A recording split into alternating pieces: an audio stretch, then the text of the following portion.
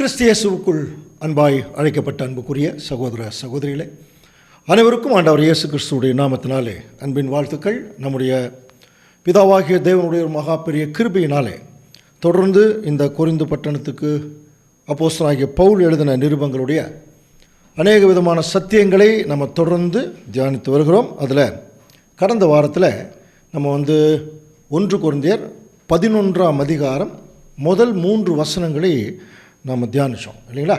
So அதை மறுபடியும் ஒரு தடவை ரீகால் பண்ணிக்கலாம். ஏற்கனவே 10ஆம் அதிகாரத்தில் இஸ்ரேல் ஜனங்கள் செய்த தவறுகள், அதுக்கு அவர்களுக்கு தேவன் கொடுத்த தண்டனை, அதனுடைய எச்சரிப்பு, நம்முடைய அழைப்பினுடைய மேன்மை, கடைசி அந்த அதிகாரத்தை எப்படி முடிக்கிறார்னா, ஒவ்வொருவனும் தன்னுடைய சுய பிரயோஜனத்தை தேடாமல் பிறனுடைய பிரயோஜனத்தை தேட கடவன். ஸோ அது எப்படி அப்படிங்கிறத சொல்லும் பொழுது அதை வெளிக்காட்டும் விதமாக தான் 11ஆம் அதிகாரத்தை அங்கே அப்போஸ்தலனாகிய பவுல் அங்கே ஸ்டார்ட் பண்ணுறார் இல்லையா? நான் கிறிஸ்துவை பின்பற்றுகிறது போல நீங்கள் என்னை பின்பற்றுங்கள் அப்படிங்கிற ஒரு வார்த்தையை நம்ம படித்தோம். அப்போது எப்படி அவர் அதை சொல்லியிருக்க முடியுங்கிறக்குரிய விளக்கம் கூட நம்ம பார்த்தோம் சரிங்களா? அதுக்கப்புறம் முக்கியமான ஒரு வசனம் படித்தோம். ஒவ்வொரு புருஷனுக்கும் கிறிஸ்து தலையாக இருக்கிறார் என்றும், ஸ்திரீக்கு புருஷன் தலையாக இருக்கிறான் என்றும், கிறிஸ்துவுக்கு தேவன் தலையாக இருக்கிறார் என்றும் நீங்கள் அறிய வேண்டும் என்று விரும்புகிறேன். இதுக்கு நிறைய விளக்கம் கடந்த வாரத்திலேயே பார்த்தோம் இல்லையா? நம்முடைய ஆண்டவர் இயேசு கிறிஸ்துவுக்கு பிதாவாகிய தேவன் தலைமாக இருக்கிறார். அப்போது இந்த பூமியில் ஆண்டவர் இயேசு கிறிஸ்து வந்திருக்காருன்னா எப்படி புரிந்து கொள்ள வேணும்? பிதாவாகிய தேவனுடைய சரீரம் இங்கே இறங்கியிருக்கு, அவருடைய தலை அங்கே மேல் இருக்குது. அப்போ தலை என்ன சொல்லுதோ அதையத்தான் இந்த சரீரம் இந்த பூமியில் செய்யுது. இதைத்தான் நம்முடைய ஆண்டவர் இயேசு கிறிஸ்து சொன்னார், என் பிதாவின் சித்தத்தின்படி செய்கிறதுக்கு தான் இந்த பூமியில் நான் வந்தேன். அப்போ அன்புக்குரிய சகோதர சகோதரர்களே, இந்த இடத்துல அவர் ஏன் தைரியமாக சொல்கிறார் என்று சொல்லி கவனிக்கும்போது, ஆண்டவர் இயேசு கிறிஸ்து அவருடைய நாட்களில் பிதாவாகிய தேவனை போல இந்த பூமியில் வாழ்ந்து காமிச்சிட்டார்.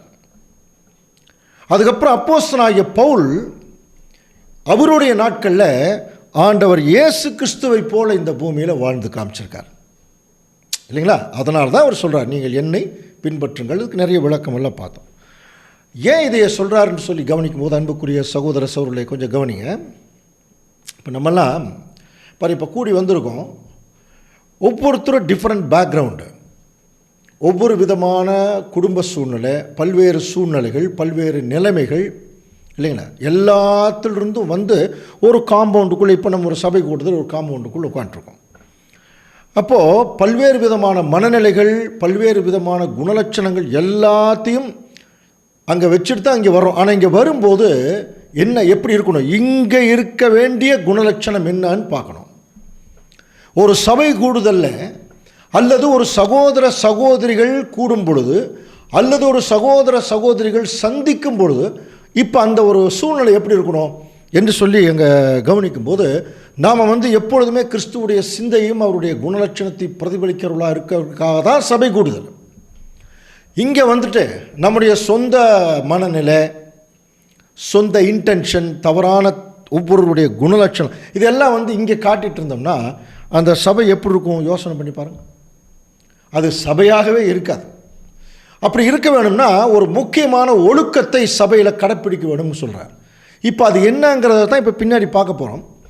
அது பார்ப்பதற்கு முன்பாக நம்ம ஒரு விஷயம் ஞாபகத்தில் வச்சுக்கலாம். அப்போஸ்தலனாகிய பவுல் கொரிந்து பட்டணத்துக்கு ஒரு அட்வைஸ் கொடுக்குறார் அப்படின்னாலே நம்ம என்ன புரிந்து கொள்ள வேணும்? அவர்கள் அந்த அட்வைஸுக்கு ஆப்போசிட்டான ஒரு தவறுகளை அங்கே செய்துட்டு வந்திருக்கிறார்கள். அப்போ அந்த தவறுகள் அவர்களுக்கு ஒவ்வொன்றாக சுட்டி காட்டப்பட்டு அதை அவங்க திருத்தி கொள்ள வேணும். அதுக்கு தான் தேவன் என்ன செய்கிறார்? அப்போஸ்தலனாகிய பவுல் மூலமாக இங்கே கிறிஸ்து இங்கே வேலை அங்கே செய்கிறது நம்ம கவனிக்கலாம். அதுக்கு தான் இப்போ ஏதோ ஒரு விஷயத்தை அவர் சொல்ல வர்றார். என்ன சொல்ல வர்றார்? ஒவ்வொரு ஸ்திரீக்கும் புருஷன் தலை, ஒவ்வொரு புருஷனுக்கும் கிறிஸ்து தலை, கிறிஸ்துவுக்கு தேவன் தலை. இதுதான் ஆர்டர். இப்போ அந்த வசனத்தில் ஒரு ஆர்டர் மட்டும் மாறி இருக்கும்போது அது கொஞ்சம் கன்ஃபியூஸ் ஆகிற மாதிரி இருக்கும். நம்ம கன்ஃபியூஸ் ஆக வேண்டியதில்லை. இப்போ ஏன் இந்த தலைங்கிற வார்த்தையை அங்கே அப்போஸ்தலனாகிய பவுல் அங்கே பிரயோகிக்கிறார் அப்படிங்கிறது ரொம்ப முக்கியம். கவனிக்கிறீங்களா? தலை அப்படின்னாலே அங்கே என்ன நடந்திருக்க வேணும் அப்படின்னா, இப்போது நமக்கு நல்லா தெரியும், சபை கூடி வரும்போது கவனிங்க, ஒரு சபை கூடி வரும்போது சகோதரிகள் எல்லாம் திருச்சபையை அவர்கள் என்ன செய்கிறாங்க, ரெப்ரசன்ட் பண்ணுறாங்க. திருச்சபைக்கு ஒரு நிழலாக அங்கே உட்கார்றாங்க. சகோதரர்கள் ஆண்டவர் இயேசு கிறிஸ்துவுக்கு நிழலாக இருக்காங்க. புரிதலாம், ரெப்ரசன்ட் பண்ணுறாங்க. இது ரொம்ப ரொம்ப முக்கியம். இப்போ அந்த இடத்துல தலைன்னு இயேசு கிறிஸ்து அங்கே பவுல் பேசுறது, அந்த தலை என்றாலே அது நமக்கு நல்லா தெரியும், கிறிஸ்து தான் நமக்கு தலை. சபைக்கு கிறிஸ்து தான் தலையாக இருக்கார். அப்போ ஒரு சபை கூடுதலில் வரும்போது ஒரு வேலை கவனிங்க. இப்போ நம்மெல்லாம் கூடி வந்திருக்கோம். இப்படி கூடி வந்திருக்கும்போது இங்கே ஒரு வேளை இயேசு கிறிஸ்து இங்கே இருந்திருந்தார்னா எப்படி இருக்கும்? அவருடைய ப்ரெசன்ஸ் இருக்குது, நேரடியாகவே அவர் இருக்காருன்னு வச்சுங்களேன். இப்போ ஸ்திரீகளுடைய ஒரு ஆட்டிடியூடு, நடவடிக்கைகள் எப்படி இருக்கும்? நான் சொல்கிறது பக்தி உள்ள ஸ்திரீகள் நடவடிக்கைகள் எப்படி இருக்கும் அப்படின்னா, ரொம்ப ரொம்ப தாழ்மையாக இருக்கும். சகோதரர்களுடைய நடவடிக்கையே ரொம்ப தாழ்மையாக தான் இருக்கும். அப்போது எங்கே 2 பேர் 3 பேர் கூடுகிறீர்களோ அவர்கள் மத்தியில் நான் இருக்கேன் அப்படிங்கிறத நம்ம ஒரு பெரிய தீர்க்க தரிசனமாகவும் பார்த்துருக்கோம். அந்த 2 பேர் 3 பேருங்கிறதுக்கு என்ன அர்த்தம் அப்படின்லாம் பார்த்துருக்கோம். பட் இருந்தால் கூட ஜென்ரலாக பார்த்தீங்கன்னா, தேவனுடைய நாமத்தில் கூடி இருக்கிற தேவனுடைய பிள்ளைகள் அவர்கள் மத்தியில் தேவனுடைய கவனம் இருக்கும், அவருடைய ப்ரெசன்ஸ் இருக்கும், கட்டாயமாக இருக்கும்.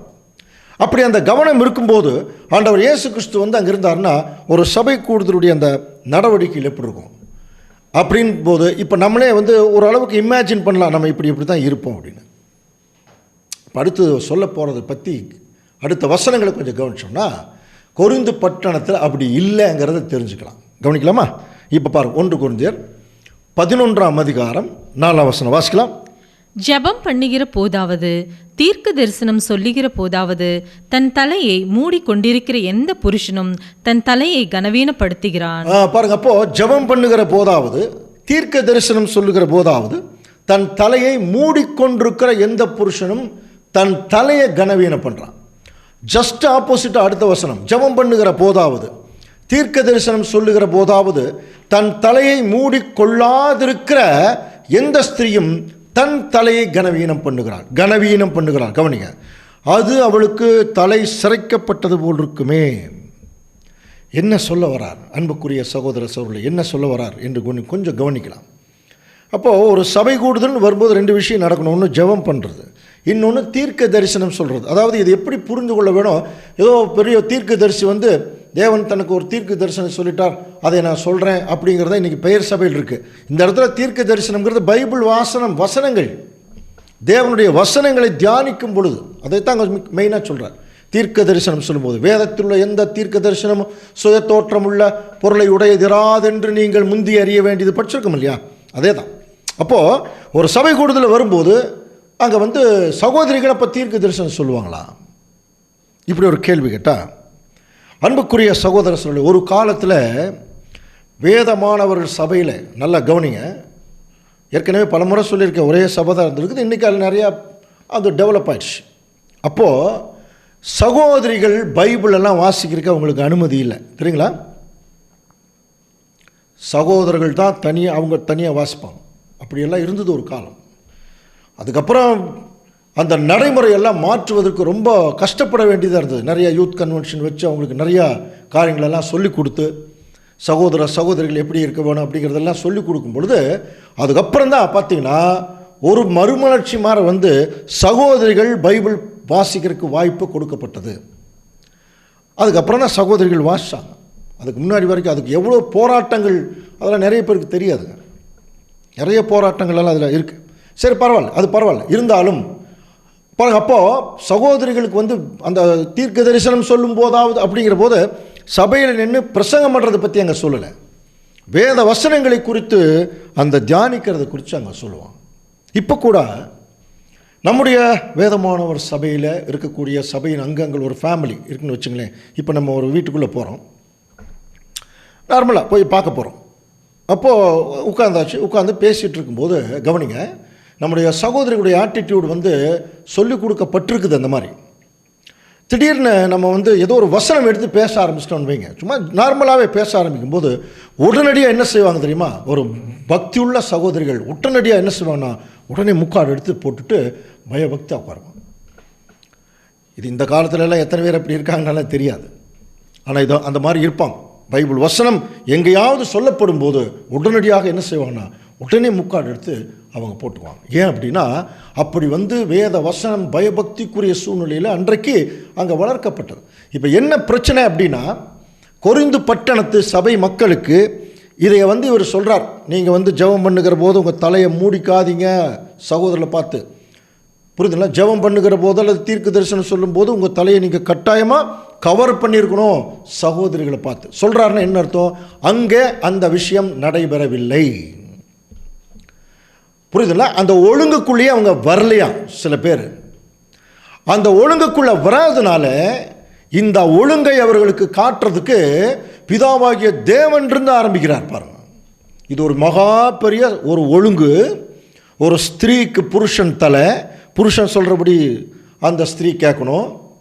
அப்புறம் அந்த புருஷனுக்கு கிறிஸ்து தலை, புருஷனுக்கு கிறிஸ்து தலைங்கிறது சபை, அதுக்கு இயேசு கிறிஸ்து தலை, இயேசு கிறிஸ்து சொல்கிறது தான் கேட்கணும். அடுத்தது கிறிஸ்துவுக்கு தேவன் தலை சொல்கிறது தான் கேட்கணும். பிதாவாகிய தேவன் என்ன சொன்னாரோ அதுதான் கேட்கணும். அப்படித்தான் ஆண்டவர் இயேசு கிறிஸ்து இந்த பூமியில் இருந்தார். இப்போ அது என்ன ஆயிடுச்சுன்னா கொரிந்து பட்டணத்தில் ரிவர்ஸ் ஆயிடுச்சான். நிறைய சகோதரிகள் சபையில் பாருங்கள் சகோதரரை இன்ஃப்ளூயன்ஸ் பண்ணுறதும் டாமினேட் பண்ணுறதும் அவர்களை தவறாக வழி நடத்துவதும் இப்படி நிறைய சகோதரிகள் இருந்திருக்காங்க, புரியுதுங்களா? அவர்கள் எந்த ஒழுங்குக்கும் கட்டுப்படாத நிலைமையில் இருந்திருக்கிறாங்க. அதனால தான் இங்கே அந்த ஒழுங்கை இப்போ அப்போஸ்தலனாகிய பவுல் சொல்லி கொடுக்குறாங்க. அப்படின்னா சகோதரிகளை தேவன் வேறு மாதிரி ஃபீல் பண்ணிட்டாரா? இல்லை, அது நமக்கு பின்னாடி நம்ம நிறைய விஷயங்கள் பார்க்கலாம். பட் ஒரு விஷயம் நல்லா கவனிக்கலாம். பழைய ஏற்பாட்டு காலம் முதல் கொண்டு அன்புக்குரிய சகோதர சூழலை ஒரு ஆசாரிய ஊழியம் பண்ணணும் அப்படின்னா அதற்கு தேவன் யாரை தான் செலக்ட் பண்ணார்னு படிச்சுக்கிறோம், சகோதரர் அல்லது ஆண்கள் இல்லையா? ஆரோன் ஹை ப்ரீஸ்ட் படிக்கிறோம் இல்லையா? ஆரோனும் அப்புறம் ஆரோனுக்கு கீழ் இருக்கக்கூடிய அண்டர் ப்ரீஸ்ட்னு சொல்கிறோம், ஆசாரியர்கள். இப்போ இவர்கள் எல்லாருமே கவனிச்சு பார்த்தீங்கன்னா ஆசாரிய ஊழியம் பண்ணுற எல்லாமே ஆண்களாக தான் இருப்பாங்க. பிதாவாகிய தேவன் ஒரு ஆண் தன்மையில் சொல்லப்படுது, ஆண்டவர் இயேசு கிறிஸ்து ஒரு ஆண் தன்மையில். அப்படின்னா பெண்கள் தேவனுடைய திட்டத்தில் இல்லையா என்று சொல்லி நிறைய பேர் தவறாக நினைச்சிடக்கூடாது. கவனிங்க, அழைப்பில் நமக்கு ஏற்கனவே படிச்சிருக்கிறோம், அடிமை என்றும் இல்லை, சுயாதீனன் என்றும் இல்லை, ஆண் என்றும் இல்லை, பெண் என்றும் இல்லை, நீங்கள் அப்படின்னு யார் சொல்கிறாங்க? ஒட்டுமொத்த ஆண்களையும் பெண்கள் சகோதர ரெண்டு பேர்த்தையும் தான் சொல்கிறார். நீங்கள் எல்லாம் கிறிஸ்து இயேசுவுக்குள் ஒன்றா இருக்கீங்கிறார். அப்போது அந்த அழைப்பு அதனுடைய காரியங்கள் எல்லாத்துலேயுமே தேவன் அந்த பாரபட்சம் அங்கே பார்க்கல. ஆனால் கவனிங்க, சபை கூடுதல்னு வரும்போது சபைக்குள்ளே வந்துட்டாலே அங்கே ஒரு ஒழுங்கு இருக்குது. அந்த ஒழுங்குலையும் கவனிங்க, ஆண்கள் பெண்களாக முடியாது, பெண்கள் ஆண்களாக முடியாது. அவரவர்களுக்கு ஒரு நேச்சர் இருக்கு, குணலட்சணம் இருக்கு, அவருடைய உடலியல் தன்மைகள் இருக்கு. தேவன் என்ன சொல்ல வர்றார்? நீங்க என்ன நேச்சர் இருக்கிறீங்களோ அந்த நேச்சர் இருந்துட்டு அந்த நேச்சர்னால தேவனுக்கு உங்களுக்கு என்ன செய்ய முடியுமோ அதை செஞ்சா போதும். சொல்கிறது புரியுதுங்களா? ஒரு சின்ன குழந்தைகிட்ட 10 கிலோ ஒரு பொருள் கொடுக்க மாட்டோம் இல்லையா? அதுக்கு சின்ன ஒரு பொருள் தான் கொடுப்போம். அப்போது அதோடைய நேச்சர் அதுதான். அதே மாதிரி பெண்களுக்கென்று ஒரு நேச்சர் இருக்குது, ஆண்களுக்கென்று ஒரு நேச்சர் இருக்குது. அந்த நேச்சரில் இருந்துட்டு தான் தேவனுடைய வேலையை செய்யணும்னு தேவன் விரும்புகிறாரே ஒழிய, கவனிக்கிறீங்களா? சபை கூடுதல்னு வரும்போது சகோதரர்கள் அவர் கிறிஸ்துவை ரெப்ரசன்ட் பண்ணுறாங்க, சகோதரிகள் சபையை ரெப்ரசன்ட் பண்ணுறாங்க. அப்போது கிறிஸ்துவுக்கு முன்பாக சபை அடங்கி இருக்கணும், தன்னை தாழ்த்தி இருக்கணும், சரண்டர் பண்ணியிருக்கணும். அதனுடைய அடையாளம் தான் தன் தலை என்ன பண்ணுறது, மூடிக்கிறது. இது ஒரு பாயிண்ட். அப்படின்னா சகோதரிகள் அமைதியாக உட்காந்துட்டு போயிடுறதானா அவங்க தேவனுடைய ஊழியத்தில் அவங்களுக்கு பங்கு இல்லையா? எத்தனை ஊழியங்கள் நடந்துட்டுருக்கு தெரியுங்களா சகோதரிகள்னால? நம்முடைய பைபிள்லேயே பாருங்கள், அப்போஸ்தலனாகிய பவுல் காலத்திலேயே பவுலுக்கு நிறைய சகோதரிகள் உதவி செய்திருக்காங்க. ரோமர் 16:1-3 வசனங்கள் பாருங்கள். கெங்கிராயா ஊர் சபைக்கு ஊழியக்காரியாகிய, பார்த்தீங்கன்னா அந்த சபைக்கே ஒரு அம்மா ஊழியக்காரியாக இருந்திருக்காங்க. நம்முடைய சகோதரி பெபேயாளை நீங்கள் கர்த்தருக்குள் பரிசுத்தவான்களுக்கு ஏற்றபடி ஏற்றுக்கொள்ளுங்கள்.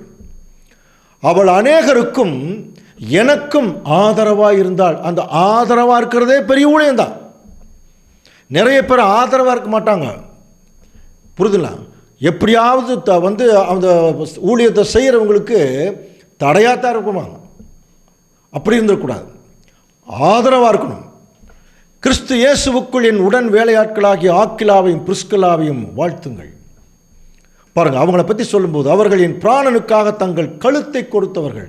என் உயிருக்காக அவங்க உயிரை வந்து பணையம் வச்சுருக்காங்க. நம்ம ஏற்கனவே அப்போஸ்தலர் நிருபத்தில் படிச்சிருக்கிறோம். ஒரு மிகப்பெரிய கலகம் நடக்குது அப்போஸ்தலனாகிய பவுல் நிமித்தமாக. 1000 பேர் கூடியிருக்காங்க, படிச்சிருக்கோம். பவுல் அங்கே ஒரு சகோதரன் மாட்டிட்டார். அவரை வந்து காப்பாற்றுறதுக்காக பவுல் நான் போகிறேன்னு நிற்கிறார். போனால் அங்கே கொன்றுவாங்க. அப்போ ஆக்கிலா பிரிஸ்கில்லாவெல்லாம் என்ன சொல்லியிருக்காங்க, நீங்கள் இங்கே இருங்க, நாங்கள் போகிறோம்.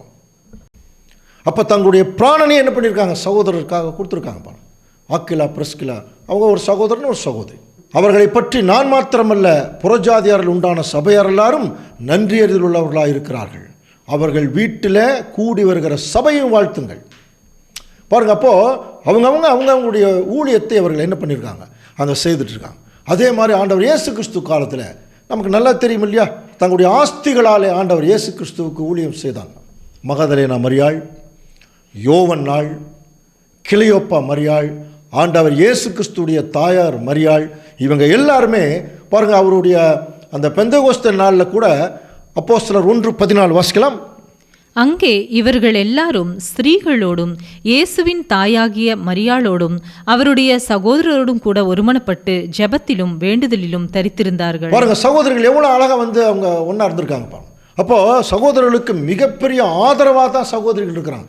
இந்த ஆதரவுங்கிற வார்த்தை இருக்கு இல்லையா, இதுக்கு தான் தேவன் என்ன செய்கிறாருன்னா, ஆதாம் ஏவாளுடைய நேச்சர் அங்கே படித்தார். அதை பின்னாடி நம்ம என்னென்னு பார்க்கலாம். பட் இப்போ என்ன சொல்கிறாருன்னா, ஜெபம் பண்ணுகிற போதாவது, அப்புறம் தீர்க்க தரிசனம் சொல்லுகிற போதாவது. இப்போ என்ன செய்யணும், தங்கள் தலையை என்ன பண்ணணுமா, சகோதரிகள் வந்து என்ன பண்ணியிருக்கணும், மூடிக்கொண்டிருக்க வேணும். ஜெபம் பண்ணுகிற போதாவது, தீர்க்க தரிசனம் சொல்லுகிற போதாவது தன் தலையை மூடி கொள்ளாதிருக்கிற அந்த ஸ்திரீ தன் தலையை கனவீனப்படுத்துகிறாள். இந்த இடத்துல தலைன்னு சொல்கிறார் இல்லையா, அது யாரை சொல்கிறாருன்னா, கிறிஸ்துவை. அப்போது ஒரு சபைக்குள்ளே வரும்போது சகோதரர்கள் இயேசு கிறிஸ்துவை அல்லது மணவாளனை, கிறிஸ்துவை அவர்கள் ரெப்ரசன்ட் பண்ணுறதுனால அவங்க தலையை மூடக்கூடாதான். அது என்ன காரணம்னு தெரியல, பின்னாடி பார்க்கலாம். அதோடைய காரணம் என்னங்கிறத கொஞ்சம் நம்ம அதை ஆராய்ச்சி பார்த்தோம்னா கண்டுபிடிச்சிடலாம். அப்போ சகோதரர்கள், புருஷர்கள் சபைக்குள்ளே வரும்பொழுது அவர்கள் தங்கள் தலையை மூடக்கூடாது. அதே சமயத்தில் ஸ்திரீகள் சபைக்குள்ளே வரும்போது தங்களுடைய தலையை கவர் பண்ணியிருக்கணும். ரொம்ப ரொம்ப முக்கியமான ஒரு கட்டளை, புரியுதுங்களா? சரி, இது ஏன் கவர் பண்ணக்கூடாது சகோதரர்கள் என்று சொல்லி கவனிக்கும்போது 2 வசனங்கள் நம்ம வாசிக்கலாம். அது ஒரு கனெக்ட் ஆகுதான்னு பாருங்கள். மத்தேயு 11:25 ஆண்டவர் திடீர்னு போயிட்டுருக்கார். போயிட்டு, பிதாவே, வானத்துக்கும் பூமிக்கும் ஆண்டவரே, இவைகளை ஞானிகளுக்கும் கல்விமான்களுக்கும் மறைத்து பாலகருக்கு வெளிப்படுத்தினபடியால் உம்மை ஸ்தோத்தரிக்கிறேன். ஆம் பிதாவே, இப்படி செய்வது உமது திருவுளத்திற்கு பிரியமாக இருக்குது. போயிட்டே இருக்காரு. திடீர்னு ஜெபம் பண்ணுறார். அதே சமயத்தில் மற்ற சந்தர்ப்பங்கள் போய் அந்த நேரத்தில் அவர் வானத்துக்கு தன்னுடைய தலையை ஏறெடுத்து, அப்போது மேலே தேவன் இருக்கார், தலையை மேலே ஏறெடுத்து, அப்போது இவர் ஜெபம் பண்ணும்போது தேவன் அந்த ஜெபத்தை கட்டாயமாக கேட்டுவார், ஆண்டவர் இயேசு கிறிஸ்துடைய ஜெபத்தை. அப்படின்னா இப்போ அவர் மேலே தன்னுடைய தலையை தூக்குறாருங்கிற போது அந்த ஜெபத்தை கேட்பதற்கு அங்கே எந்த ஒரு முக்காடும் அங்கே இருக்கக்கூடாதான், தடையே இருக்கக்கூடாது. அந்த தடை இல்லாமல் இப்போ பாருங்கள், ஆண்டவர் இயேசு கிறிஸ்து ஜெபம் பண்ணும்போது ஆட்டோமேட்டிக்காக தேவனிடத்தில் அந்த ஜெபம் போயிடுச்சு. அப்போது இயேசு கிறிஸ்துவுக்கும் பிதாவாகிய தேவனுக்கும் எந்த ஒரு இடைவெளியும் இல்லை. அதே மாதிரி தான் சபையை வழிநடத்தக்கூடிய சகோதரர்கள் அவங்களுடைய ஊழியத்தில் இருக்கும்போது அவர்களுக்கும் இயேசு கிறிஸ்துவுக்கும் எந்த ஒரு கேப் இருந்துடக்கூடாது. அது இருந்துடக்கூடாதுங்கிறக்காக தான் நீங்கள் என்ன செய்யுங்க, தலையை மூடாதீங்கிறார். சரி, இவ்வளோதான் காரணமானா இல்லை. இன்னொரு முக்கியமான வசனம் இருக்கு பாருங்க, 1 கொரிந்தியர் 11:7. புருஷனானவன் தேவனுடைய சாயலும் மகிமையுமாய் இருக்கிறபடியால், ரொம்ப முக்கியமாக இருக்கும் பாருங்க. புருஷனானவன் தேவனுடைய சாயலும் மகிமையுமாய் இருக்கிறபடியால் தன் தலையை மூடிக்கொள்ள வேண்டுவதில்லை. இதுக்கு தான் விளக்கம் கொடுக்கிறார். அவன் தேவனுடைய சாயலா இருக்கிறனால அவன் தலையை மூடிக்கொள்ள வேண்டுவதில்லை. ஆனால் ஸ்திரீயானவள் புருஷனுக்கு மகிமையா இருக்கான். புரியுதுங்களா? புருஷனானவன் தேவனுடைய சாயல் இருக்கான். அப்போ தேவனுடைய சாயல் இருக்கிற அந்த புருஷர்கள் ஒரு வகையான ஒரு தன்மை. இப்போ அந்த ஸ்திரீகள் அந்த புருஷர்களுடைய மகிமையில் தான் இருக்கிறாங்க, அவங்க தேவனுடைய மகிமையில் இல்லை. இது நம்ம புரிஞ்சுக்கிறதுக்காகவே சொல்கிறாங்க. அப்படின்னா சபை கூடுதலுக்குள்ளே வரும்பொழுது தேவனுடைய பிள்ளைகள் மத்தியில் சகோதரர்கள் எப்படி இருக்கிறாங்கன்னா தேவனோடு முற்றிலும் தொடர்பு கொள்கிறவர்களாக இருக்காங்க. ஏன்னா அவங்க இயேசு கிறிஸ்துவுக்கு நிழலாக அங்கே பார்க்கப்படுகிறார்கள். ஆனால் அவருடைய சபை இருக்கு இல்லையா, கட்டாயமாக முக்காடு போட்டிருக்கணும். இந்த முக்காடுங்கிறது தலைக்கு மட்டுமல்ல அன்புக்குரிய சகோதர சகோதரிகளே, டோட்டலாக கவர் பண்ணியிருக்கணுமா? கவனிக்கிறீங்களா? டோட்டலாக, அதாவது உடலை உடை மறைக்கிறது, தலையை முக்காடு மறைக்கிறது. அப்போ திருச்சபை தேவனுக்கு முன்பாகவும் கிறிஸ்துவுக்கு முன்பாகவும் டோட்டலாக என்ன பண்ணியிருக்கணும்? தங்களை முழுவதும் சரண்டராக இருக்கிறதா அந்த டோட்டலாக கவர் பண்ணுறது.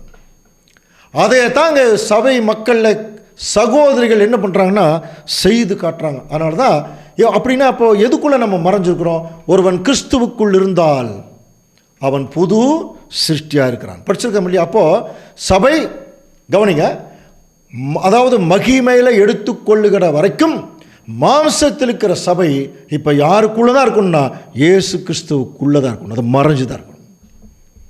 இதனுடைய ஏன்னா ஒருவேளை இது கவர் வெளியே எடுத்துட்டா, ஒருவேளை இது மகிமை அடையாமல் புது சிருஷ்டியாக முழுவதும் மாறாமல் தேவனுடைய நேரடியான நியாய தீர்ப்புக்குள்ளே வந்துருச்சுன்னா அந்த தீர்ப்பில் நிற்க முடியாது.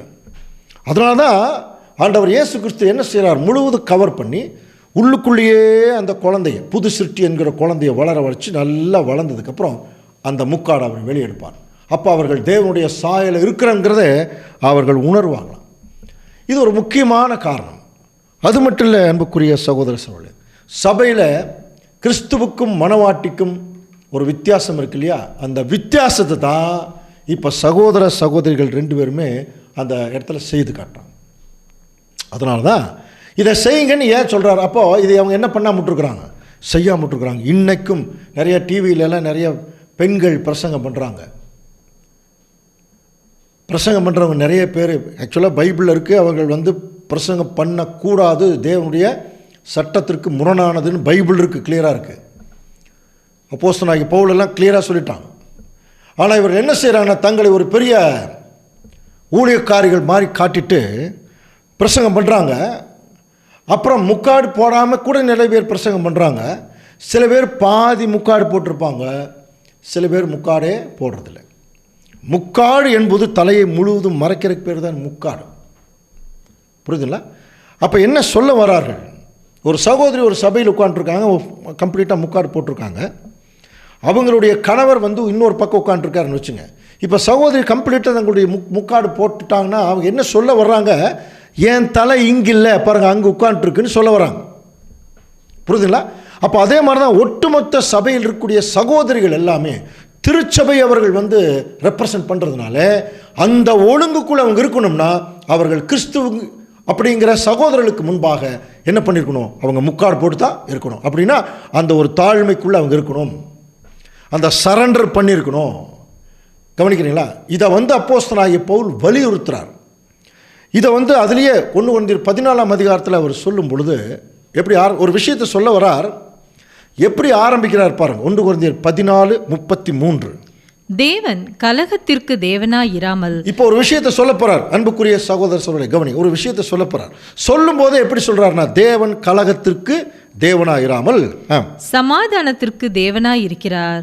பரிசுத்தவான்களுடைய சபைகள் எல்லாவற்றிலேயும் அப்படியே இருக்கிறது. அப்ப பரிசுத்தவானுடைய சபை எல்லாத்திலேயே ஒரு பரிசுத்தம் இருக்கும், ஒரு சமாதானம் இருக்கும். தேவன் கலகத்திற்கு தேவன் அல்ல. அப்ப ஏதோ கலகம் வந்திருக்கு. எதனால வந்திருக்கு தெரியுங்களா? அங்கே சகோதரிகள் சபையை அவர்கள் ரெப்ரசன்ட் பண்ணுறதுனால அவர்கள் அமைதலாக இருக்கணும், அவர்கள் முக்காடு போட்டிருக்கணும், அந்த நேச்சருக்குள்ளே தான் அவங்க இருக்கணுங்கிற ஒழுங்குக்கு மாறுபட்டு அவங்க என்ன பண்ணியிருக்காங்கன்னா, சபையில் அவங்க பாட்டுக்கு பேச ஆரம்பிக்கிறதும், டாமினேட் பண்ணுறதும், பிரசங்கம் பண்ணுவதும், சகோதரர்களை அடக்கி ஆளுவதுமாக இருந்திருக்கிறாங்க. அதனால தான் இப்போ அவர் சொல்கிறார், ஆரம்பிக்கும் போதே கலகத்திற்கு தேவன் அவர் காரணமாக இருக்க மாட்டார்.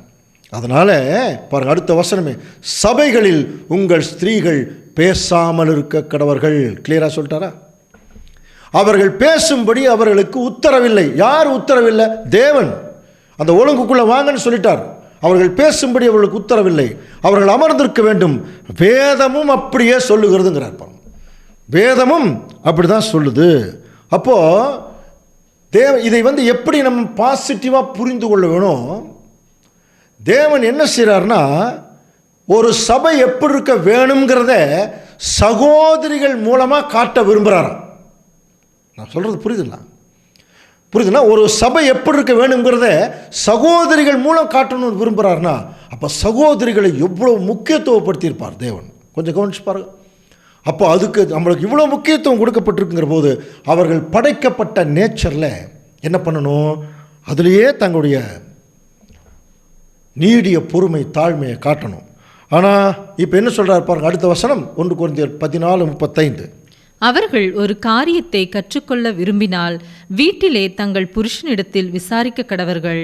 ஸ்திரீகள் சபையிலே பேசுகிறது அயோக்கியமாய் இருக்குமே. எவ்வளோ கிளியராக சொல்லிட்டார் பாருங்க. ஸ்திரீகள் சபையிலே பேசுகிறது அயோக்கியமாக இருக்குமே. யோக்கியம் அயோக்கியம், புரியுதுங்களா?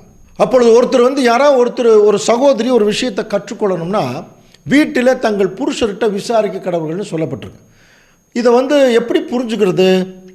இதெல்லாம் பழைய காலத்திலே கேள்வியெல்லாம் நிறைய சகோதரர்கள் கேட்டாங்க. இப்போ ஒரு சகோதரி கேட்குறாங்க, எங்களுடைய கணவர் சத்தியத்திலே இல்லைங்க. அப்போ அப்படி இருக்கிற போது அவங்கக்கிட்ட போய் நான் எப்படி கேட்டு தெரிஞ்சுக்க முடியும்? இந்த இடத்துல அவர் சொல்லக்கூடிய கருத்துக்களை புரிஞ்சுக்கணும். இங்கே புருஷர்கள்னு சொல்கிறது சத்தியத்திலே வழிநடத்தக்கூடியவர்கள். அதனால தான் மேலேயே புருஷர்கள்னு ஆரம்பித்தார். புரியுங்களா? ஸ்திரீக்கு புருஷன் தலை பட்சமா இல்லையா? இப்போ இந்த இடத்துல புருஷர்கள்ங்கிறது சபையில் இருக்கக்கூடிய மூத்த சகோதர எல்டர்ஸ். அவங்கக்கிட்ட நீங்கள் கேட்டு தெரிஞ்சுக்கங்க. புரியுதுங்களா? அப்போ அதை விட்டுட்டு நீங்கள் என்ன பண்ணக்கூடாது? சபையில் பேசுகிறது அயோக்கியமாக இருக்குமே. ஸ்திரீயானவள் எல்லாவற்றிலேயும் அடக்கம் உள்ளவளாக இருந்து, நல்லா புரிஞ்சுக்கலாம் அன்புக்குரிய சகோதர சகோதரிகளை கவனிங்க.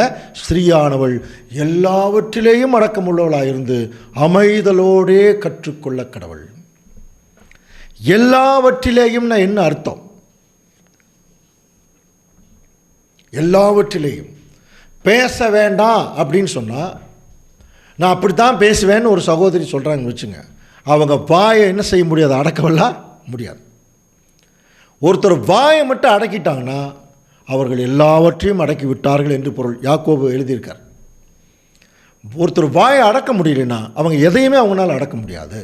அன்புக்குரிய சகோதரர்களோட இந்த வாயினால தாங்க இன்றைக்கி சபையில் நிறைய பிரச்சனைகள். அந்த வாயை அதிகமாக பிரயோகிக்கிறவர்களும் சகோதரிகள் தான் சொல்லுது. அதனால தான் அந்த கொரிந்து பட்டணத்தில் அவர் ரொம்ப ரொம்ப கிளியராக சொல்கிறார், நீங்கள் சபையில் என்ன பண்ணிடக்கூடாது? பேசிடக்கூடாது. அன்றைக்கி தீமோத்தேயுக்கு எழுதும்போது ஸ்திரீயானவள் எல்லாவற்றிலேயும் அடக்கம் உள்ளவளாக இருந்து அமைதலோடு கற்றுக்கொள்ளணும். ஏன் அப்படின்னா, உபதேசம் பண்ணவும் புருஷன் மேல் அதிகாரம் செலுத்தவும் ஸ்திரீயானவளுக்கு நான் உத்தரவு கொடுக்கறதில்லை, அவள் அமைதலாக இருக்கணும். அதுக்கு விளக்கம் சொல்கிறார் பாருங்கள், தீமோத்தேயுக்கு எழுதின நிருபத்தில். என்னத்தினானெனில், முதலாவது ஆதாம் உருவாக்கப்பட்டான், பின்பு ஏவாள் உருவாக்கப்பட்டாள். ஆதாம் வஞ்சிக்கப்படவில்லை, ஸ்திரீயானவளே வஞ்சிக்கப்பட்டு மீறுதலுக்கு உட்பட்டாள். வார்த்தைகள் ரொம்ப ஜாக்கிரதையாக அங்கே போடுறார். அதுக்கு நிறைய விளக்கம் பார்த்துட்டோம். ஆதாம் வஞ்சிக்கப்படவில்லைன்னா, ஆதாம் கிட்ட ஏற்கனவே சாத்தான் ட்ரை பண்ணியிருக்கான். ஆதாமை ஏமாற்ற முடியல, வஞ்சிக்க முடியல. உடனே ஏவாளுகிட்ட போய் பாருங்கள், வஞ்சிச்சு, அதாவது ஏமாற்றி மீறுதலுக்கு உட்பட்டாள். அப்போது ஸ்திரீ தான் முதல் முறையாக அந்த பாவத்துக்கு உடந்தையாக இருந்திருக்காங்க. என்ன காரணம் சொல்லுங்க? ஒரே ஒரு காரணம் தான். ஆதாம் தான் ஏவாளுக்கு கிளாஸ் எடுத்துருக்கணும். ஆனால் ஏவாள் ஆதாமுக்கு கிளாஸ் எடுத்துருச்சு. அன்னைக்கு ஆதாம் ஏவாள் ஒரு சின்ன குட்டி சபை. கவனிங்க, குட்டி சபை. அவங்க ஒரு ஆதாம் ஏவாள் இருக்கிறாங்க, குட்டி சபை. இங்கே சொல்லப்பட்ட இதே ஒழுங்கு தான் அவங்களுக்கும். ஸ்திரீகள் பேசக்கூடாது. ஆதாம் தேவனுடைய சாயலாக படைக்கப்பட்டிருக்கார். தேவன் என்ன சொல்கிறாரோ, ஏன்னா ஆதாமுக்கு கிறிஸ்து தலை, கிறிஸ்துவுக்கு தேவன் தலை. கவனிக்கிறீங்களா? அப்போ இங்கே ஆதாம் என்ன செய்யணும்? அவருடைய சரீரம் இங்கே ஒரு நிலைமைக்குள்ளே போயிடுச்சு. இப்போ இந்த அம்மா என்ன பண்ணிடுச்சுன்னா, அங்கே சபையில் அது பேசிருச்சு, அதிகாரம் செலுத்திருச்சு புருஷன் மேலே. அந்த விஷயம் சபையில் இங்கே நடக்கக்கூடாது. ஆனால் இங்கே சபையில் நிறைய சந்தர்ப்பங்கள் அது நடக்கிறதுனால ஊழியக்காரர்கள் தங்களுடைய கணவர்கள் மேலே நிறைய ஊழியக்காரிகள் என்ன செய்கிறாங்கன்னா, அதிகாரம் செலுத்துகிறாங்க, அடக்கியாளன்னு நினைக்கிறாங்க, தங்களுடைய ஆசைகளுக்கு உட்படுத்தணும்னு நினைக்கிறாங்க. அதனால் சபையே அழிந்து போகிற காரணமெல்லாம் உண்டு. அதனால தான் ரொம்ப ஸ்ட்ரெஸ் பண்ணி சொல்கிறார், நீங்கள் சபை மக்கள் மத்தியில் சகோதரிகள் எப்படி இருக்கணும், நீங்கள் ரொம்ப பொறுமையாக இருக்கணும். ஏவாளே வஞ்சிக்கப்பட்டாள், மீறுதலுக்கு உட்பட்டாள். அதனால் அப்படி இருந்தால் கூட இப்போ பாருங்கள், ஒரு ஐடியா கொடுக்குறாரு பாருங்கள். அப்படி இருந்தும் தெளிந்த புத்தியோடும் விசுவாசத்திலும் அன்பிலும் பரிசுத்தத்திலும் நிலை கொண்டிருந்தால் பிள்ளை பேற்றினாலே ரட்சிக்கப்படுவாள். ஏவாள் தான் வஞ்சிக்கப்பட்டாங்க, சகோதரிகள் அமைதலாக தான் இருக்கணும். அப்படி இருந்தால் கூட அவங்க என்னென்ன கேரக்டர் கொண்டு வந்துட்டா ஈஸியாக ரட்சிக்கப்பட்டுருவாங்கன்னா, தெளிந்த புத்தி. அப்போ அந்த தெளிந்த புத்தி இல்லாதவங்க தான் இந்த மாதிரி சபையில் நிறைய கலகம் ஏற்படுத்துவாங்க. விசுவாசம் இல்லாதவங்க தான் அடுத்தவங்க விசுவாசத்தை சேர்த்து கெடுப்பாங்க. அன்பு இல்லாதவர்கள் அடுத்தவங்க அன்பையும் சேர்ந்து கெடுத்துருவாங்க. பரிசுத்தம் இல்லாதவர்கள் இருக்கிற பரிசுத்தத்தையும் சேர்த்து கெடுத்துருவாங்க. அதில் நிலை கொண்டிருப்பாங்களா சில சகோதரிகள். சகோதரிகள்னால தாங்க நிறைய பிரச்சனைகள். ஒருத்தருக்கு அப்படியே மாற்றி மாற்றி சொல்கிறது, தவறாக சொல்கிறது, அவதூறு பேசுறது. இதில் சகோதரர்களை காட்டிலும் இப்போ சகோதரிகள் ரொம்ப அதிகமாக. ஆனால் இப்போ என்ன ஆயிடுச்சுன்னா, சகோதரிகளை காட்டிலும் சகோதரர்கள் அதிகமாக. எல்லாம் ஒருத்தருக்கு ஒருத்தர் ஈக்குவலாக தான் இருக்கிறாங்க. இப்போ எல்லா கெட்ட குணலட்சணத்திலையும் ஈக்குவலாக தான் இருக்கிறாங்க. நல்ல குணலட்சணத்தையும் ஒருத்தருக்கு ஒருத்தர் மாற்றி வளரக்கூடிய சூழ்நிலை இல்லாமல் இருக்குது. இதனால தான் அன்புக்குரிய சகோதரர் சொல்லி இதை ரொம்ப அதிகமாக இன்றைக்கி சபையில் சொல்ல வேண்டிய ஒரு கட்டாயத்துக்கு உட்பட்டிருக்கிறோம். ஆனால் பாருங்கள், அப்படி இருந்தும் தெளிந்த புத்தியிலும் விசுவாசத்திலும் அன்பிலும் பரிசுத்தத்திலும் நிலை கொண்டிருந்தால் பிள்ளை பெற்றினாலே ரட்சிக்கப்படுவாள்.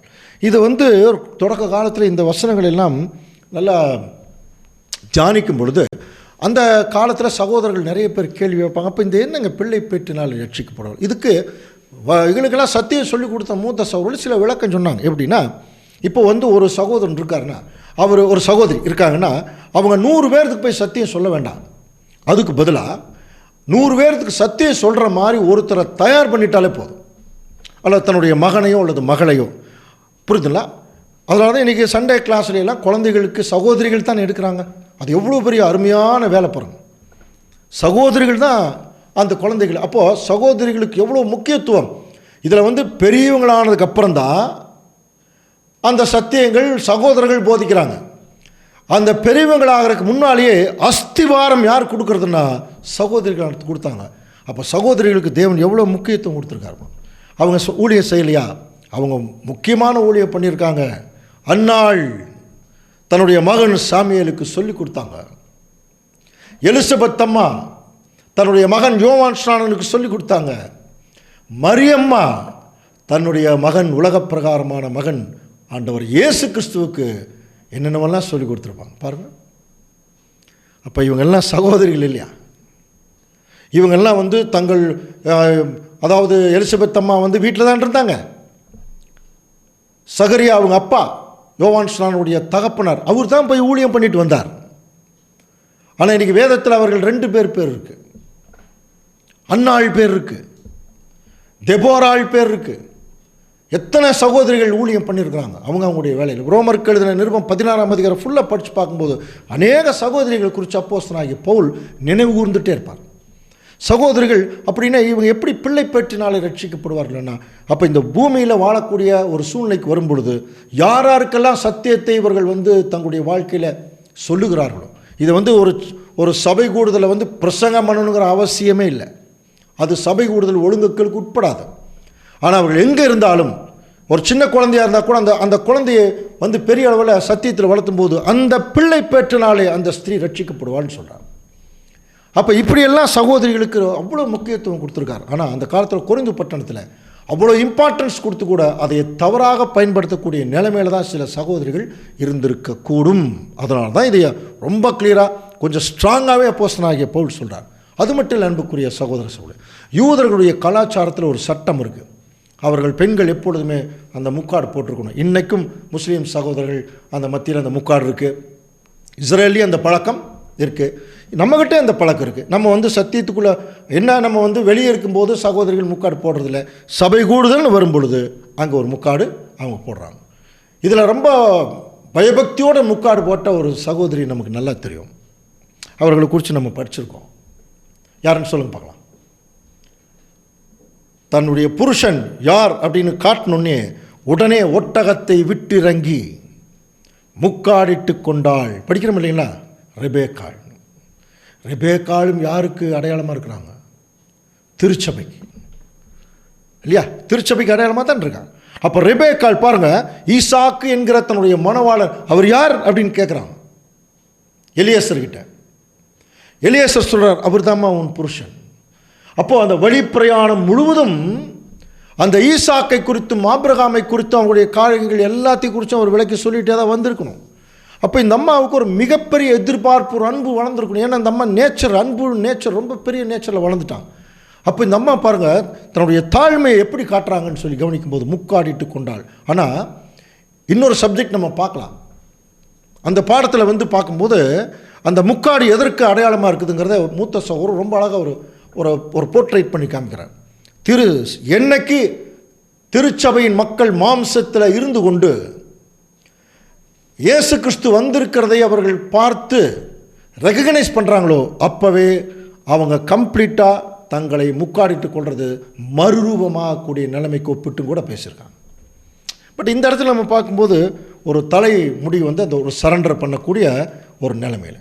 அப்போது அதனால தான் சபை கூடுதலுக்கு வரும்போது பாருங்கள், உடல் உடையினால் மூடப்படுகிறது, தலை முக்காடினால் மூடப்படுகிறது. அப்படின்னு என்ன அர்த்தம்?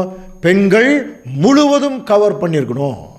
ஏன்னா அவர்கள் திருச்சபைக்கு அடையாளமாக இருக்கிறதுனால அவர்கள் முற்றிலும் தங்களை தாழ்த்தியிருக்கணும். புரியுதுங்களா? அப்போ தேவனுடைய பிள்ளைகள் வந்து இதை வந்து சபை கூடுதலில் வரும்போது ரொம்ப முக்கியமாக நம்ம கவனிக்கணும்னு சொல்கிறார். அதிலே 1 கொரிந்தியர் 11ஆம் அதிகாரம் 6ஆம் வசனத்தில், ஸ்திரீயானவள் முக்காடிட்டு கொள்ளாவிட்டால் தலைமயிரையும் என்ன பண்ணியிருக்கு? கத்தரித்து போட கடவுள். தலைமயிர் கத்தரிக்கப்படுகிறதும் சிறைக்கப்படுகிறதும் ஸ்திரீக்கு வெட்கமானால் முக்காடிட்டு கொள்ளவர்கள். டோட்டலாக என்ன சொல்கிறாருன்னா, நீங்கள் வந்து தலைமயிர் வந்து நீங்கள் முக்காடு போடலைன்னா அது உங்களுக்கு மொட்டையடிச்ச மாதிரி இருக்கும் அப்படிங்கிறார். அது ரொம்ப ஒரு மோசமான ஒரு சூழ்நிலை இருக்கும் இல்லையா?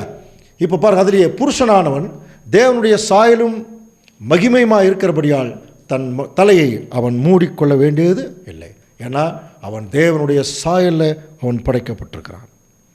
அது மட்டும் இல்லை அன்புக்குரிய சகோதரி. ஏன் இதை அடிக்கடி திருப்பி சொல்கிறாருன்னா, அநேக சந்தர்ப்பங்களில் நம்முடைய சபை கூடுதல் போக்குவரத்துலாம் சில நேரங்களில் சில சகோதரிகள்னால நிறைய பிரச்சனைகள் சபையில் வருவதுண்டு. ஸ்டம்பிளிங் பிளாக் சொல்லுவாங்க. இடர பண்ணிடுவாங்க. தங்களுடைய தவறான குணலட்சணத்தில் என்ன பண்ணிடுவாங்க? சபையினுடைய காரியங்களை இடர பண்ணிடுவாங்க. ஸோ அது வந்து ஏன் அப்படின்னா, அவர்களுக்கு வந்து தங்களுக்கு கொடுக்கப்பட்ட அந்த மேன்மையை அவர்கள் தவறுதலாக பயன்படுத்தி வாயில் ஏதோ ஒன்று சொல்லி ஏதோ ஒரு காரியத்தை செய்தோ அவங்க இடர பண்ணிடுவாங்க. அதனால தான் திரும்ப அந்த அமைதலாக இருக்கணும். ஏன் அப்படின்னா, சில நேரங்களில் அந்த சகோதரிகள், அதாவது ஏவாள் தன்னை ஆதாமாக நினச்சதுனால அந்த ஆண்களை ஏவாள் மாதிரி நினைக்கும் போது தான் இப்போ என்ன வந்துடுதுன்னா அந்த டாமினேஷன் மைண்டு.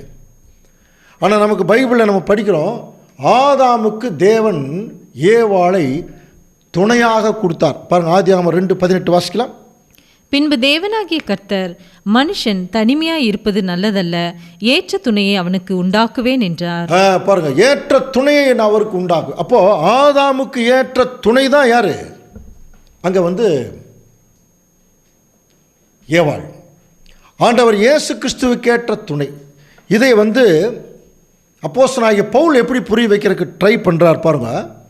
புருஷன் ஸ்திரீயினின்று தோன்றினவன் அல்ல, ஸ்திரீயே புருஷனிலிருந்து தோன்றினவள். அப்படின்னா நல்லா புரிஞ்சுக்கலாமா? அவர் ஒருவனை அல்லவா படைத்தார். அந்த ஒருத்தரை வச்சு தான் தெய்வ பக்தியுள்ள சந்ததி கொண்டு வரணும்னு சொன்னார். அப்போ அந்த தெய்வ பக்தியுள்ள சந்ததி வரணும், ஒரு சந்ததி வரணும்னா ஒரு குழந்தை பிறக்கணும். அந்த குழந்தை பிறக்கணும்னா கவனிங்க, ஒரு ஆண் ஒரு பெண் இருக்கணும். ஆனால் அந்த பெண் உருவாகுவதற்கு முன்பாகவே ஆதாம் கிட்ட சொல்றார், ஒருவனை படைத்தார், அவர்கிட்ட இருந்து தான். அப்படின்னா ஆதாம் ஏவாள் கிட்ட இருந்து சந்ததி வரல, ஆதாம் கிட்ட இருந்து தான் அந்த சந்ததி வருது. தெய்வ பக்தியுள்ள சந்ததி. நல்லா புரிஞ்சுக்கலாம். இது கிறிஸ்துவுக்கு நிழலுங்கிறத தான் அங்கே காட்டிகிட்டே இருக்கு. அப்படின்னா புருஷன் ஸ்திரீயிலிருந்து தோன்றினவன் அல்ல, ஸ்திரீயே புருஷனிலிருந்து தோன்றினவள். புருஷன் ஸ்திரீக்காக சிருஷ்டிக்கப்பட்டவன் அல்ல, ஸ்திரீயே புருஷனுக்காக சிருஷ்டிக்கப்பட்டவள். இது புரியுதுங்களா? அப்போது புருஷனுக்காகத்தான் ஸ்திரீ சிருஷ்டிக்கப்பட்டிருக்கு. அதனால ஆகையால் தூதர்களின் நிமித்தம் ஸ்திரீயானவள் தலையின் மேல் முக்காடிட்டு கொள்ள வேண்டும்னு ஒரு வசனம் இருக்கு. இதை மூத்த சகோதரர்களெல்லாம் முதலெல்லாம் இதை குறித்து விளக்கம் சொல்லும்போது, சபை கூடுதலில் வரும்போது தூதர்களின் நிமித்தம் ஸ்திரீகள் முக்காடிட்டு கொள்ளும். ஏன் அப்படின்னா, பழைய ஏற்பாட்டு காலத்தில் கெட்டுப்போன தேவதூதர்கள் ஆவிக்குரிய சரீரத்திலிருந்து மனுஷ சரீரமாக மாறும்போது, ஒருவேளை இங்கே இருக்கிற ஸ்திரீகள் முக்காடு போட்டிருந்தாங்கன்னு வைங்க, இந்த தவறு நடந்திருக்குமா? அவங்க முக்காடு போடாதனால தான் அவர்களுடைய அழகை இவங்க பார்த்துட்டு அவர்களோட தவறு பண்ணிட்டாங்க. அந்த ஒரு விஷயத்தை மைண்டில் வச்சுட்டு தான் தூதர்களின் நிமித்தம் ஸ்திரீகள் முக்காடிட்டு கொள்ள கடவர்கள் சொல்லியிருக்குமோ அப்படின்னு ஒரு கேள்வி. புரியுதுங்களா? ஆனால் நம்முடைய மூத்த சகோதரர்கள் கமெண்ட்ரி எழுதும்போது ரொம்ப சிம்பிளாக எழுதிட்டாங்க. என்னென்னா, இந்த தடவை தூதர்கள்னு சொல்கிறது தேவனுடைய தூது. ஏன்னா சபைக்குள்ள சகோதரிகள் சகோதரர்கள், சகோதரர்கள் கிறிஸ்துவை ரெப்ரசன்ட் பண்ணுறாங்க, சகோதரிகள் சபையை. அப்போ யார் இங்கே யார் கிளாஸ் எடுக்கிறது, யார் தூது சொல்கிறது தேவனுடைய சார்பா? தேவ தூது. நம்ம சப்ஜெக்ட் பேசும்போது தான் சொல்கிறோம், இந்த சகோதரர் தேவ தூதை அளிப்பார். அப்போ தேவ தூது சொல்கிறவங்க தான் தூதர்கள். இங்கே தேவ தூதர்கள்னு சொல்லலை, தூதர்கள்னு தான் சொல்கிறார். அப்போ பாருங்கள், அப்போ தேவ தூதை சொல்லக்கூடிய தேவனுடைய பிள்ளைகள், புரியுதுங்களா? இங்கே சத்தியத்தை ஒரு சபையில் பேசும்போது அவர்கள் தேவனை ரெப்ரசன்ட் பண்ணுறதுனால, ஆண்டவர் இயேசு கிறிஸ்துவை ரெப்ரசன்ட் பண்ணுறதுனால, சபையை ரெப்ரசன்ட் பண்ணக்கூடிய சகோதரிகள் அவர்களுக்கு முன்பாக எப்படி தான் இருக்கணும்னா, அந்த ஒரு முக்காடிட்டு பயபக்தியாக தான் இருக்கணும். புரியுதுங்களா? சிம்பிளாக சொல்லணும்னா எல்டர்ஸ் அவங்க தான் தூதர்கள். இன்றைக்கி மூப்பர்கள் யாராவது மதிக்கிறாங்களான்னு பாருங்கள். அது அவங்களுக்கு தான் தெரியும். சத்தியம் சொல்லி கொடுத்தவங்களை யாரும் இன்றைக்கி மதிக்கிறதில்லை. மூத்த நிலைமையில் இருக்கிறவங்க யாரும் மதிக்கிறதில்லை. நிறைய சத்தியங்கள் தெரிஞ்சோன்னா அந்த மதிப்பு மரியாதையெல்லாம் போயிடுச்சு. ஆனால் இங்கே கவனிச்சு பார்த்தீங்கன்னா அந்த மதிப்பு மரியாதையெல்லாம் போயிடுச்சு பாருங்கள். அப்போ தேவனுடைய பிள்ளைகள் இது ரொம்ப முக்கியமாக நம்ம கவனிக்கணும். பாருங்கள், 1 Corinthians 11:11 ஆகிலும் கர்த்தருக்குள் ஸ்திரீ இல்லாமல் புருஷன் இல்லை. திடீர்னு இவருக்கு என்ன தோணுச்சுன்னு தெரியல. முதல்ல என்ன சொன்னார்? புருஷனுக்குள் இருந்தால் ஸ்திரீ வந்திருக்கு. புரியுதுங்களா? ஸ்திரீக்குள் இருந்து புருஷன் வரல. இப்படி ஒரு வேளை பேசிகிட்டு இருக்கும்போது சகோதரிகளுக்கு கொஞ்சம் கோபம் வந்திருக்குமோ? உடனே அவர் எப்படி சொல்கிறார் பாருங்க, ஆகிலும் கர்த்தருக்குள் ஸ்திரீ இல்லாமல் புருஷனும் இல்லை, புருஷன் இல்லாமல் ஸ்திரீயும் இல்லை. ஸ்திரீயானவள் புருஷனிலிருந்து தோன்றுகிறது போல புருஷனும் ஸ்திரீயினால் தோன்றுகிறான். 2 பேரும் ஈக்குவலுங்கிறார். சகலமும் தேவனால் உண்டாயிருக்கிறது. இது ஏன் சொல்ல வரார் என்று சொல்லி கவனிக்கும் போது, இந்த இடத்துல சகோதரர்களை தேவனுடைய சாயல் அப்படின்னு சொல்லும்போது, சகோதரிகள் என்ன பண்ணிரு ஒரே எப்படி தோணிரும்னா, அப்போ நம்ம தேவனுடைய சாயல் இல்லையா? ஆனால் பைபிள் என்ன சொல்லுது? அவர்கள் புருஷர்களுக்கு மகிமையாக இருக்கிறார்கள். அப்போது அந்த மாதிரி சொல்லும்போது அந்த அழைப்புக்குள்ளே தேவன் எல்லாத்தையும் ஈக்குவலாக தானே கொண்டு வந்திருக்காரு. அதைத்தான் இங்கே ஸ்ட்ரெஸ் பண்ணுறான். 2 பேருமே ஒருத்தருக்கு ஒருத்தர் ஈக்குவலாக தான் நீங்கள் படைக்கப்பட்ட ஒரு சூழ்நிலை இருக்கீங்க. ஆனால் உங்கள் 2 பேர்த்தையும் படைத்தவர் யார்? தேவன். அதைத்தான் அங்கே சொல்கிறார். தேவன் சகலமும் தேவனால் உண்டாயிருக்கிறது. அதனால் ஸ்திரீயானவள் தேவனை நோக்கி ஜெபம் பண்ணுகையில் தன் தலையை மூடிக்கொள்ளாமல் இருப்பது லட்சணமாக இருக்குமோ என்று உங்களுக்குள்ளேயே நீங்கள் என்ன பண்ணுங்க, நிதானித்து பாருங்கள். ஏன்னா சாத்தான் எந்த சூழ்நிலையிலையும் நம்மை மயக்குவதற்கு அவர் ரெடியாக இருக்கான். அதில் மயங்குவதற்கு அதிகமாக ரெடியாக இருக்கிறது யாருன்னா, பலவீனமாக இருக்கக்கூடிய சகோதரிகள் தான். அதனால தான் இங்கே ரொம்ப ஜாக்கிரதையாக சொல்ல, நீங்கள் எல்லாவற்றிலும் அடக்கம் உள்ளவளாக இருக்கணும். நீங்கள் கம்ப்ளீட்டாக மூடி அப்படின்னா அந்த கம்ப்ளீட் சரண்டர் பண்ணுறது, முழு கவனமும் சொல்லப்படுகிற சத்தியத்தின் மேல் இருக்கணும். சொல்லப்படுகிற மக்கள் மேலே அல்லது ஒரு சகோதரன் மேலே இருக்கக்கூடாது, ஒரு எல்டர் மேலே இருக்கக்கூடாது. கவனிக்கிறீங்களா? அப்போ சொல்லப்படுகிற சத்தியங்கள் சொல்லப்படுகிற மனுஷன் மேலே அந்த கவனம் இருக்கக்கூடாது, தேவன் மேல் இருக்கணும். இப்போ நம்ம ஏன் ஜெபம் பண்ணும்போது கண்ணை மூட சொல்கிறோம்? அது ஒரு முக்காடு மாதிரி தான், மறைச்சது இல்லை. அப்போ ஏன் கண்ணை மூட சொல்கிறோம்? நம்ம எல்லாவற்றையும் மறந்துருக்கணும் அல்லது மறைஞ்சிருக்கணும். தேவனும் அவருடைய கிரியைகள் தான் தெரியணுங்கிறது தான் அவருடைய கான்செப்ட். அதே மாதிரி தான் இங்கேயும் சகோதரிகள் கம்ப்ளீட்டாக தங்களை மறைத்திருக்கும் பொழுது அவருடைய முழு கவனமும் சொல்லப்படுகிற சத்தியங்கள் மேலே இருக்கணும், சொல்லப்படுகிற ஆட்கள் மேலே இருந்துடக்கூடாது. அதுக்காகவும் தேவன் அங்கே பவுல் சொல்கிறார், நீங்கள் முக்காடு போட்டு இருங்க. இது ஒரு முக்கியமான ஒரு குணம். இதில் இன்னொரு விஷயம் என்னென்னா, புருஷனுக்குள்ளிருந்து அந்த ஸ்திரீ வெளிப்பட்டதுன்னு படிக்கிறோம் இல்லையா? ஆக்சுவலாக கவனிச்சு பாருங்கள், புருஷன் ஸ்திரீ இல்லாமல் குழந்தை வராது. ஆனால் ஒருவனை எல்லாமா படைத்தார் சொல்கிறார். அதனால தான் பாருங்கள், ஆதாமுக்குள்ள ஏவாளை உள்ள தேவன் வச்சுருந்தாரா. இன்னும் வேறு மாதிரி சொல்லணும்னா, ஆண்மைக்குள்ள ஒரு பெண்ணுடைய கேரக்டர் உள்ள வச்சுருந்துருக்கார் ஆதாமுக்குள்ளேயே. அதை தாங்க பிரிக்கிறார், ஆண் பெண்ணுன்னு சொல்லி ஏவாளை தனியாக பிரிக்கிறார். புரியுதுங்களா? அது ஏற்ற துணை. அப்போ அந்த ஏற்ற துணை என்ன செய்யணும்? தன்னை யாருக்கிட்ட இருந்து வெளியே வந்தோமோ அவர்களுக்கு தங்களை என்ன பண்ணிக்கணும்? தங்களை சரண்டர் பண்ணணும். புரியுதுங்களா? இது அந்த அந்த மாதிரி ஒரு சூழ்நிலையே கொரிந்து சபையில் இல்லை. சகோதரிகள் ஒரு பயபக்தி இல்லாத நிலைமையில் அவங்க இஷ்டத்துக்கு ஏதோ பேசிகிட்டு இருந்திருப்பாங்க போல் இருக்கு இல்லையா? அதனால தான் இது இவ்வளோ ஸ்ட்ரெஸ் பண்ணி சொல்கிறார். அப்புறம் இன்னொரு ஒழுங்கு விஷயத்தில் அவர் சொல்லும் பொழுது வாசிக்கலாம் பாருங்க, 1 கொரிந்தியர் 11:14 வாசிக்கலாம். புருஷன் மயிரை நீளமாய் வளர்க்கிறது அவனுக்கு கனவீனமாய் இருக்கிறது என்றும். பார்த்தீங்கன்னா, புருஷன் தன்னுடைய தலை மயிரை நீளமாக வளர்த்துறது அது அவனுக்கு கனவீனமாக இருக்குதான். அதே சமயத்தில் ஸ்திரீ தன் மயிரை நீளமாக வளர்த்துறது அவளுக்கு மகிமையாக இருக்கிறது என்ற சுபாவமே உங்களுக்கு போதிக்கிறது இல்லையா? புரியுதுங்களா? தலைமயிர் அவளுக்கு முக்காடாக கொடுக்கப்பட்டிருக்கு. ஆனாலும் நீ என்ன தான் பண்ணணும்? அந்த முக்காடு போட்டு தான் ஆகணும். இப்போது புருஷன் ரொம்ப சிம்பிளாக சொல்லணும்னா, புருஷன் தன் தலைமயிரை நீளமாக வளர்த்தக்கூடாது, இவ்வளோதான்.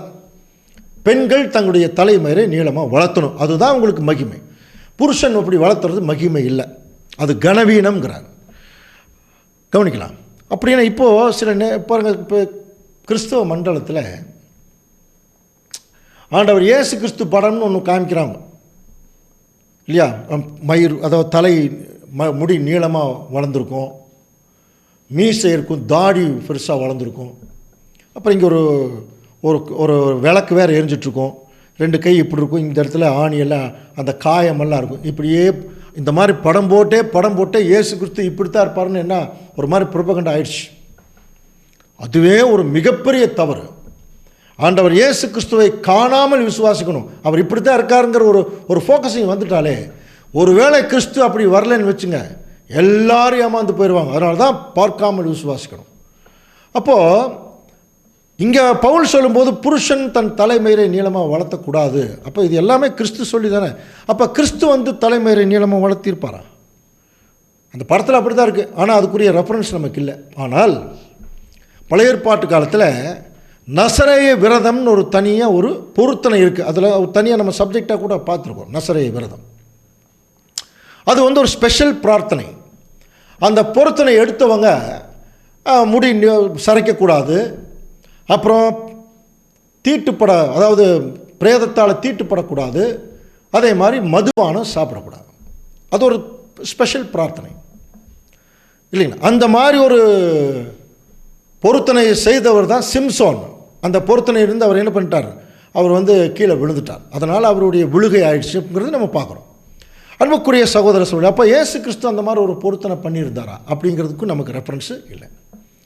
நசரேய விரதம் நிறைய பேர் என்ன நினச்சிக்கிறாங்க, இயேசு கிறிஸ்துவ நசரேயனாகிய இயேசு கிறிஸ்துன்னு சொல்கிறது அவர் நாசரேத்தூரிலிருந்து வந்ததுனால அவரை நசரேன்னு சொல்கிறாங்களே ஒழிய நசரேய விரதம் அதை பேஸ் பண்ணி சொல்ல. நல்லா புரிஞ்சுக்கலாம். நிறைய பேர் அதை கொஞ்சம் தவறாக புரிஞ்சுக்கிறாங்க.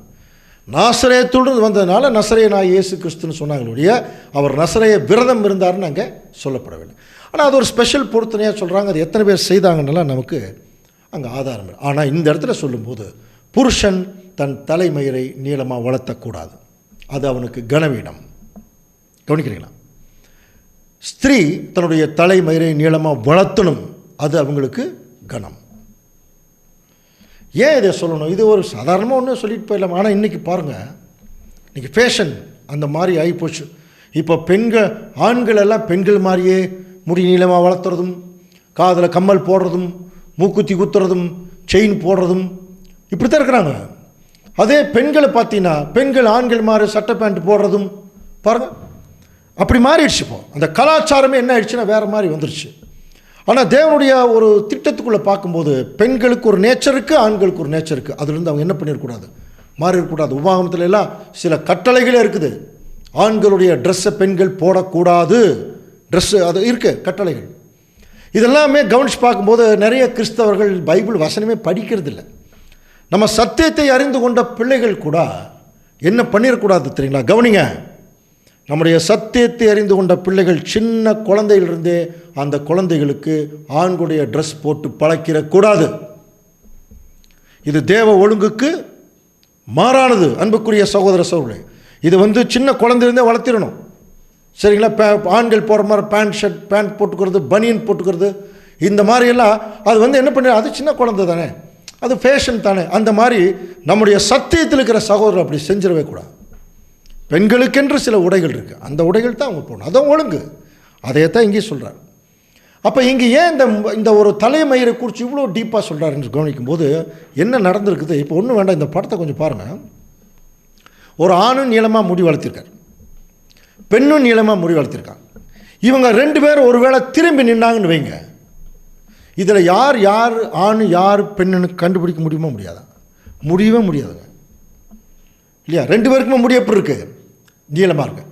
அதே ஆண்களுக்கு முடி கம்மியாக இருந்து பெண்களுக்கு முடி நீளமாக இருந்தால் ரொம்ப ஈஸியாக கண்டுபிடிச்சிடலாம், இது ஆண் இது பெண்ணுன்னு. அப்படியே திருப்பி போடலாம்.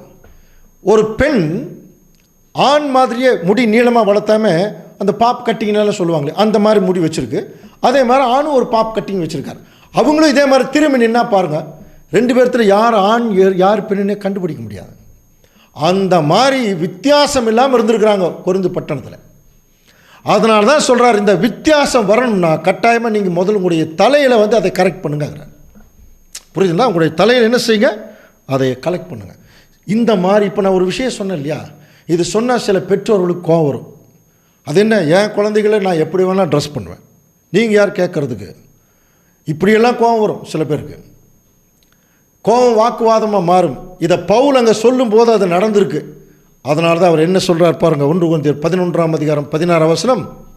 ஆகிலும் ஒருவன் வாக்குவாதம் செய்ய மனதாயிருந்தால் எங்களுக்கும் தேவனுடைய சபைக்கும் அப்படிப்பட்ட வாக்குவாதம் இல்லை என்று அறிய கடவன். பாருங்க, ஆகிலும் ஒருவன் வாக்குவாதம் செய்ய மனதாக இருந்தால் எங்களுக்கும் தேவனுடைய சபைகளுக்கும் அப்படிப்பட்ட வழக்கம் இல்லை என்று அறிய கடவன். என்ன சொல்கிறார் தெரியுங்களா? பாருங்க, நான் தேவன் சொல்கிறது அவருடைய பார்வையில் சபையில் இப்படி இருக்குன்னு ஒரு ஒழுங்கை சொல்லிட்டேன். என்கிட்ட யாரும் ஆர்கியூ பண்ணாதீங்க, நோ ஆர்கியூமெண்ட். பைபிள்லேயே சொல்லுது, விவாதம் எழும்பும் அதை விட்டுவிட. உங்களுக்கு முடியலையா விட்டுருங்க, முடிஞ்சதுன்னா செய்யுங்க. எல்லாவற்றையும் தேவன் என்ன பண்ணிட்டுருக்காரு, பார்த்துட்ருக்கார். ஏன்னா கொரிந்து பட்டணத்து ஜனங்கள் அவ்வளோ மோசம்.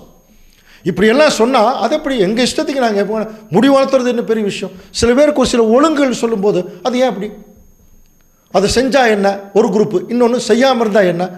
அப்படி அல்ல. வேத வசனம் சொல்லிருச்சுன்னா அந்த வசனத்துக்கு கீழ்ப்படியவங்க தாங்க சபை.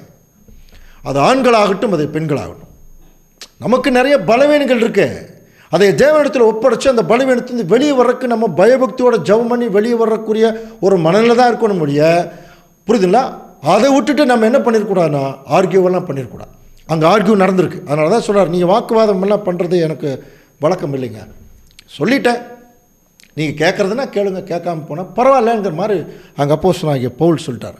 அது மட்டும் இல்லை, இப்படி எப்படி முடிக்கிறார் பாருங்க, 11:17. உங்களை புகழாமல் இதை குறித்து உங்களுக்கு கட்டளை கொடுக்கிறேன், நீங்கள் கூடி வருதல் நன்மைக்கு ஏதுவாய் இராமல் தீமைக்கு ஏதுவாய் இருக்கிறது.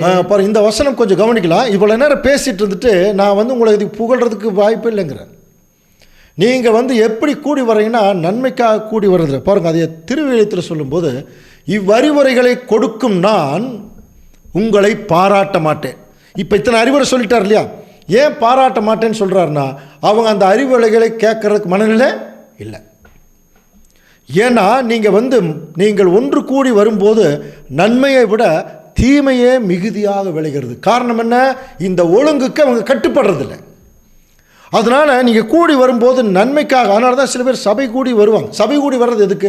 அன்பு, சமாதானம், நீடிய நல்ல குணலட்சணம். சில பேர் சபை கூடி ஜெபம் பண்ணி முடிச்சோன்னே தகராற ஆரம்பிச்சிருவாங்க. சண்டை, ஒருத்தருக்கு ஒருத்தர் பிரிவினை, தவறாக பேசுறது, பயங்கரமான பிரச்சனையை கொண்டு வந்துடுவாங்க சபையில்.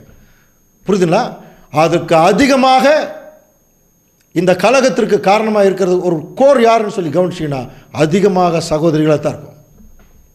கவனிங்க, இது நம்ம தவறாக சொல்ல வரல, அப்படி தான் பவுல் அங்கே சொல்கிறார். அதனால தான் நீங்கள் எல்லா வகையிலும் எப்படி இருங்க, அடக்கமுள்ளவர்களாக இருங்க. இதை நான் உங்களுக்கு உங்களை பாராட்ட மாட்டேன்னு சொல்கிறேன். ஏன்னா நீங்கள் கூடி வர்றதே நன்மைக்காக, தீமைக்காக தான் கூடி வர்றீங்க.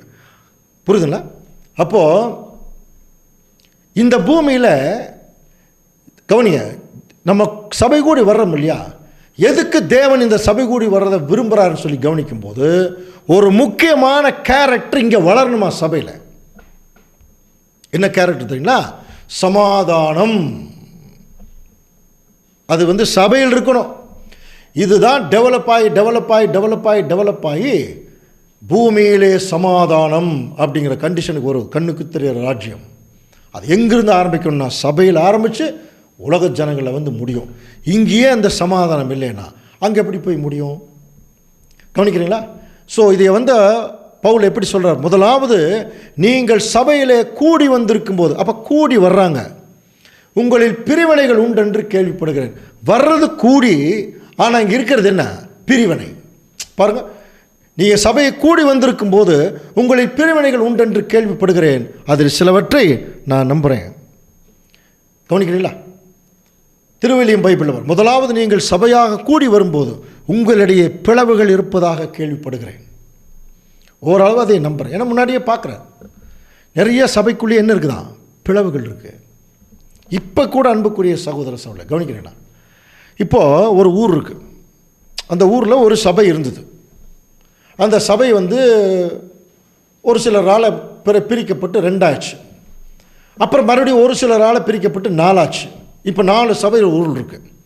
இந்த 4 சபையில் இருக்கிற சகோதரர்களும் ஊழியம் பண்ணுறாங்க. ஊழியம் பண்ணும்போது புதுசாக வர்ற சகோதரர்கள் என்ன கேள்விப்படுறாங்கன்னா, நீங்கள் சொல்கிற மாதிரியே பாருங்கள், அந்த தெருவில் ஒருத்தர் சொல்லிகிட்டு இருக்காரு, அவரு உங்கள் சபையா அப்படின்னு கேட்கும்போது கவனிக்கிறீங்களா? நிறைய பேர் என்ன சொல்லிடுறாங்க தெரியுமா? அவங்களுக்கு எங்களுக்கு சம்பந்தமே இல்லைங்க. இல்லையா? அவங்களும் 1ஆம் உலகம் 2ஆம் உலகம் தானே பேசுகிறாங்க, அவங்களும் ஸ்திரீயை வைத்து பேசுகிறாங்க. இல்லைங்க, அவங்களுக்கு எங்களுக்கு சம்பந்தம் இல்லை. புரியுதுங்களா? இது என்ன சபை? சத்தியத்தில் ஒரே சத்தியம்தான்.